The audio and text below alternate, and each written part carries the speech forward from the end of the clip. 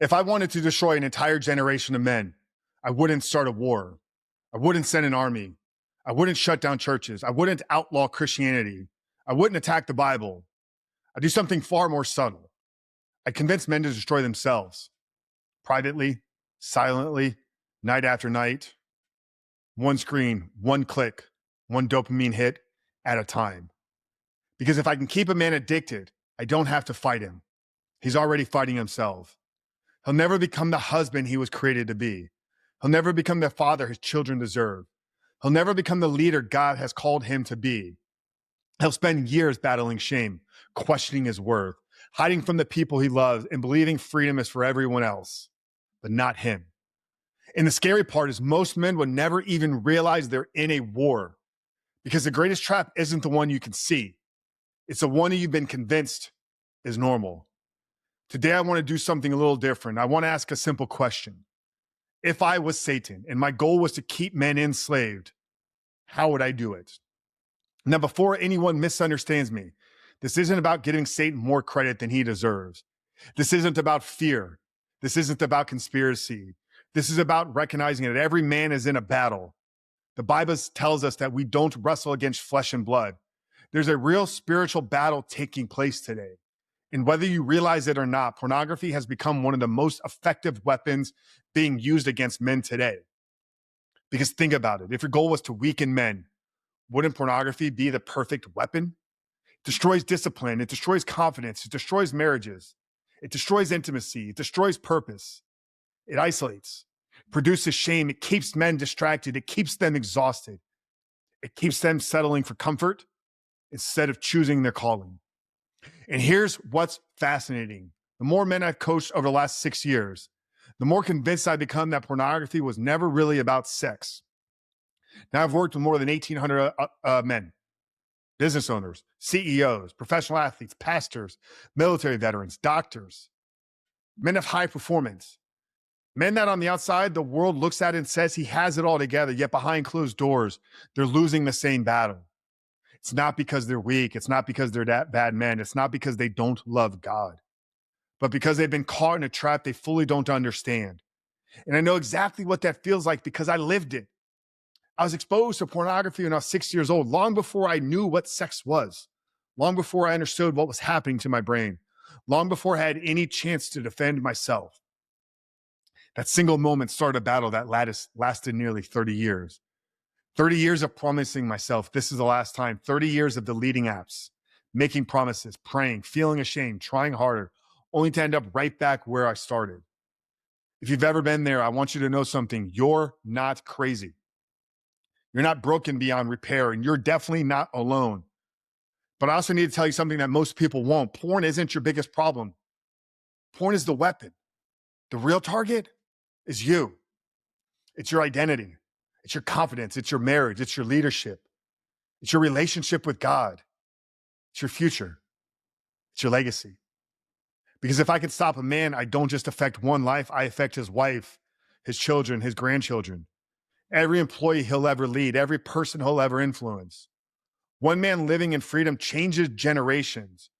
One man living in bondage, so does two.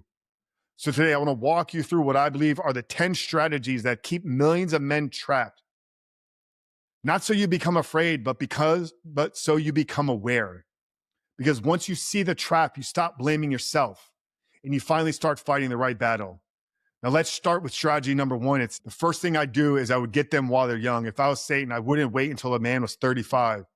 I'd get him when he was 8, 9, maybe 10 years old, before he understood sex, before he understood intimacy, before he understood what was happening to his brain. Because if I could shape his view of women before he becomes a man, I've already won half the battle. And isn't this exactly what we're seeing today? Most men I work with don't discover pornography as adults. It discovered them as boys. I know that's true for most men. I was 6. I wasn't looking for it. I wasn't choosing it. It found me. And that started as curiosity, slowly became conditioning. That's how addiction works. It doesn't ask for your permission. It quietly becomes a part of your identity. But then I'd make it free. Think about it. If you had to drive across town, pull out your wallet, walk into a store, look someone in the eye, most men wouldn't do it. So I'd remove every barrier of entry. I'd put it in their pocket, available 24 hours a day, completely anonymous, endless novelty, zero accountability, zero friction. History has never seen anything like modern internet pornography. Never. Every generation before us had to pursue it. Our generation carries it in our pocket. And because it's free, men consume it, believe that it costs them nothing. But that's the biggest lie of all. It's free to watch. It's incredibly expensive to live with. But then I'd convince everyone that it was normal. I wouldn't hide pornography. I'd celebrate it. I'd make jokes about it. I'd tell men everybody watches. It's healthy. It's natural. It's stress relief. It's not hurting anyone. Because once a man believes something is harmless, he stops guarding himself against it. Culture has become incredibly good at normalizing the things that are quietly destroying us.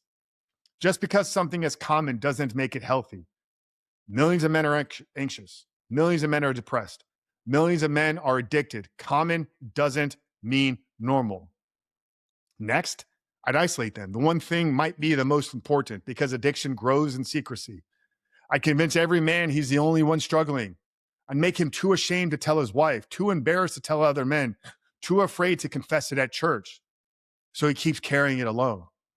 And every relapse convinces him he's even more broken. But here's what I've learned after coaching more than 1,800 other men. The moment a man steps into real brotherhood, everything starts changing. Not overnight, but immediately. Because shame cannot survive where honesty exists. That's why we built our brotherhood. Not because men need more information, they need connection. The opposite of addiction has never been more disciplined. It's been connection. But then I train his brain to crave dopamine instead of purpose. Porn changes what your brain learns to chase. Instead of fulfillment, you chase stimulation. Instead of building a life, you escape from it. Work feels harder. Marriage feels dull. Prayer feels dry. The gym feels optional. Real life starts losing its color, not because life changed, but because your brain has been conditioned to expect constant novelty. That's why so many men tell me, Frank, I don't even feel motivated anymore. Exactly. Because pornography doesn't steal your purity, it steals your drive. But then I would convince him that this is just who he is. This is where the trap becomes personal, because eventually a man stops saying, I struggle with porn, and he starts saying, I'm just the kind of guy who struggles with porn. Did you hear the difference? One is behavior, the other is identity, and identity always wins. If you believe you're broken, you'll act broken. If you believe you'll always relapse, you'll eventually relapse, because you'll always live alignment with the story you believe about yourself. That's why I say all the time, you don't beat pornography by becoming better at quitting. You beat pornography by becoming a different man. But then I'd keep him distracted. I never let him sit quietly. I'd keep headphones in his ears, a screen in his hand, social media every spare minute, constant noise, entertainment, scrolling. Because if a man gets quiet, he starts asking dangerous questions. Who am I becoming? Why am I here? What does God want from my life? Where have I been settling or drifting? Distraction is one of the greatest enemies against purpose, because purpose requires your stillness. But then I would convince him his comfort is success. I tell him that he deserves the easy way, the comfortable way, the pleasurable way. I make comfort feel like freedom, when in reality, comfort is often the cage. Every meaningful thing in your life requires discipline. Think about it: marriage, fatherhood, business, faith, health.